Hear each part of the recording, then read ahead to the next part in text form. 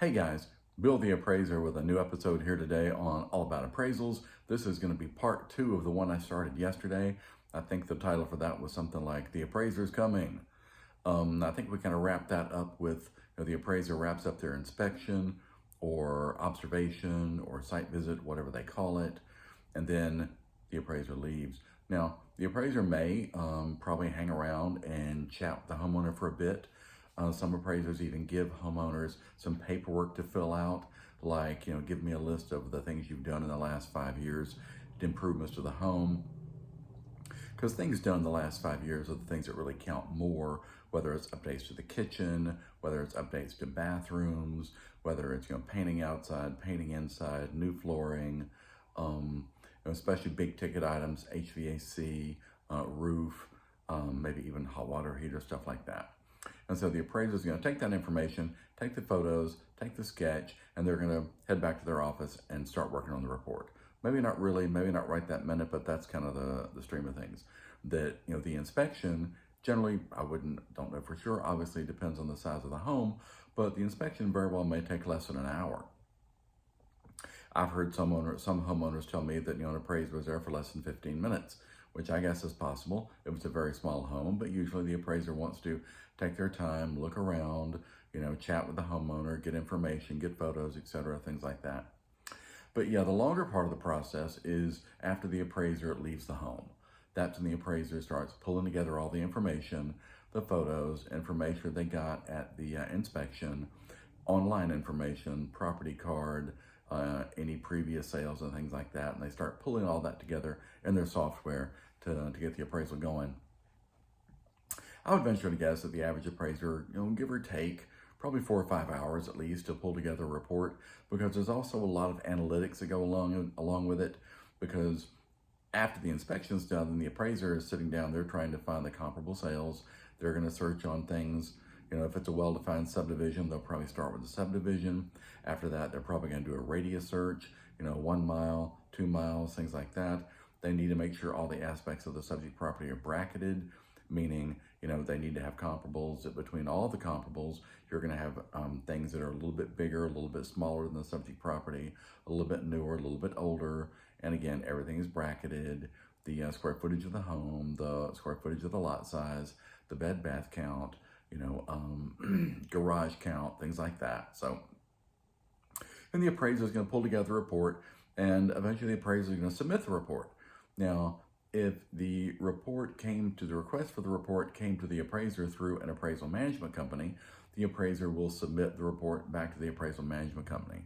The appraisal management company will do their review, and then they will pass it along to the lender. And the lender will do their own review, and then depending on the situation, could end up with the underwriter, UW, and the underwriter will do their own review. So anywhere along the way, the appraiser can be asked to either add more commentary, to potentially, add more comparable sales, to expand on or expound on or explain something they had in the report, and then the appraiser has to do that and resubmit the report.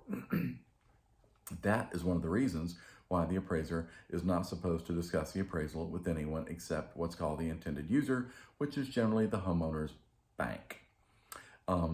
And the reason for that is because the bank does not want the appraiser to give the homeowner one value before the appraisal has gone through the full review process. And then after review, potentially maybe the value goes down a little bit. And so then the homeowner gets their copy of the report, or they're told what the value is by the bank. And then the homeowner is saying, well, the appraiser told me this, which is a higher number. And now I've got the report, or you're telling me this. So what happened? So in order to avoid that scenario, they just ask the appraiser not to discuss the appraisal, which, now that you know that, that's all well and good, but still a lot of homeowners don't understand. In the homeowner's mind, I'm paying for the appraiser should discuss the appraisal with me. And it's not really a matter of the appraiser not wanting to, it's just the rules of the appraisal world and the rules of the appraisal game don't allow the appraiser to do that. I think, strictly speaking, they can discuss certain factual items, whether it's updates or whether it's square footage and things like that. So the appraiser submits the report to the bank or to the AMC. Eventually, the homeowner is told what the value is, and in theory, eventually the homeowner should also receive a copy of the appraisal. And at which point the homeowner is certainly welcome to go through the appraisal, and they may find something that they may find some little discrepancies and such. As a general rule, I've found that banks don't really care much about correcting small discrepancies. You know, I don't know, if it's relatively small, something like that. If it's maybe the appraiser forgot a half bath or something, that's probably not going to have a huge impact on the overall estimate of value. And so the bank and the lender is probably not going to go to the trouble to have the appraiser fix that. They might, but in all likelihood, they probably wouldn't, because if they did things like that, then of course no appraisal would ever come to fruition. It would always be in this constant state of flux and rework and redo and this, that, the other. So I think if it's a serious issue, then yeah, there is a thing called a reconsideration of value, ROV. And what that means is basically if the homeowner for some reason, or if it's a purchase transaction, potentially an agent, if they feel like the appraiser just didn't get it right, and particularly, of course, if it's a purchase, there's a contract. And there's a contract number, there's the amount of money that the home is selling for. And if the appraiser appraises it for that amount or higher, all is right with the world. If the appraiser appraises it lower than the contract price, sometimes it's an issue, because the bank lends on the lesser amount, the contract or the appraisal. And so if the contract is for $300,000, it appraises for $280,000, then everything has to be reconsidered. Either at that point, either the seller has to lower their price to meet the appraisal, and they can still move forward the transaction, or the buyer could say, I know it only appraised for $280,000, contract is $300,000, but I love this house, I'm willing to make up the difference in cash at closing. They can move forward the transaction. But normally, contracts are written that it is the property is contingent upon the property appraising at or above the contract price. And so again, if the contract is $300,000, it appraises for $280,000, then in theory, the buyer can walk away, or the buyer will probably use that as a negotiation chip. And so then the parties, kind of meet back at the table, so to speak, to renegotiate. And maybe they end up with the good American way, right? They just meet in the middle at $290,000. And so the seller comes off their asking price a little bit.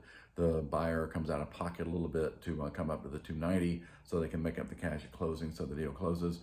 And then move forward with the transaction, and all is right with the world. Couple of things.